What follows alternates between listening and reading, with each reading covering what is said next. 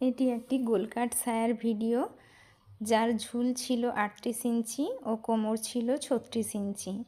তো সায়াটি প্রথমে 4 পাট করে নিয়েছি। 4 পাট করে প্রথমে ঝুলের মাপ নিয়েছি ও ভাঁজ যে করেছি ওটা ছিল কোমরের হাফ, মানে 18 ইঞ্চি। এইভাবে 4 ভাঁজ করে কাটিং করে নিচ্ছি। যে কাপড়টা বেরিয়েছে বাড়তি কাপড়টা, ওটা থেকেই আমরা কোমর পট্টি কাটবো। এবার কোমর পট্টির জন্য কাপড়টা 2 ভাঁজে নিয়েছি। 2 ভাঁজে নিয়ে কোমরের হাফ যুক্ত 1 ইঞ্চি করেছি, মানে ওই কাপড়টা ছিল 19 ইঞ্চি। এবার মাঝখানে যে জোড়া সাইড ছিল ওটা কেটে নিলাম। পরের ভিডিওতে আমি সায়া সেলাইয়ের ভিডিওটা দেব।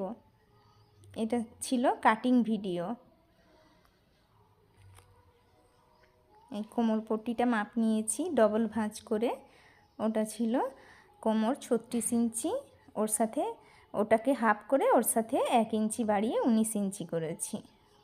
আর কোমর পট্টির চওড়া ছিল 5 ইঞ্চি। কোমর পট্টির চওড়া 5 ইঞ্চি রেখে যে কাপড়টা বাড়তি ছিল ওটা কেটে নিয়েছি।